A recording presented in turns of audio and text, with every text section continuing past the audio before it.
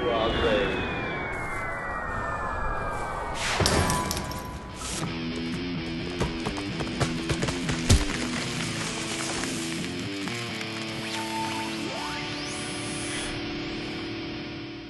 How many people have you heard from who have personally said to you, I know something about Profiles Theater that you really should know?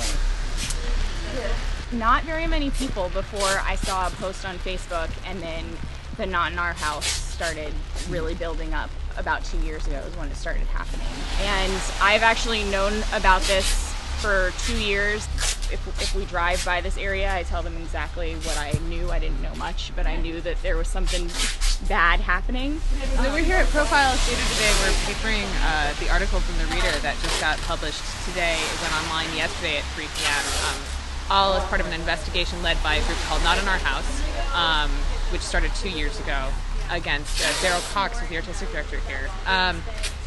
Daryl has been abusing women for 20 years here at this theater in Chicago as part of our community, and we have in many ways idly stood by. As a member of the theater community, we are complicit, and so we are here today to say, not in our house, not today.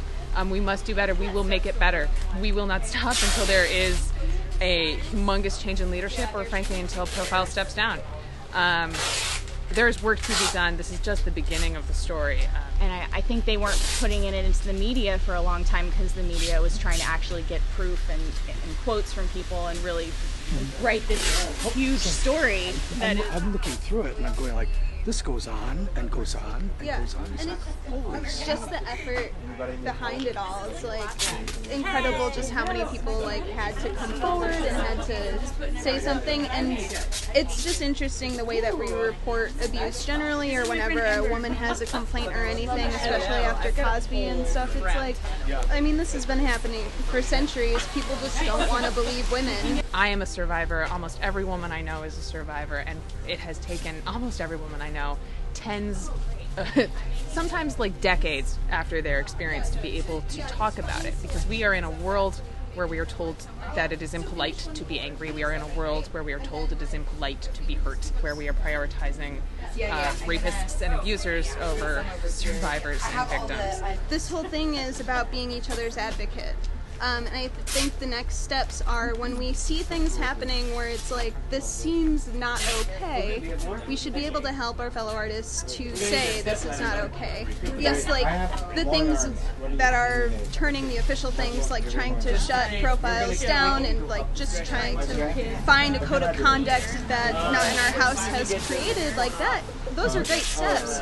Now it's our job to be each other's advocate and make sure that those steps are followed, and to make sure that like stuff like this doesn't happen on this scale again, that it doesn't happen on any scale really is the ultimate goal.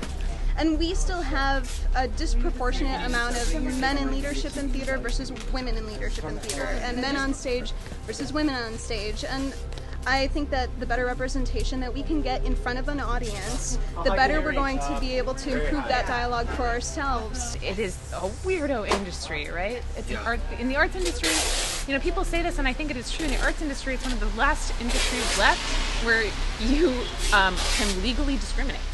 And that's awful. And we got to change it.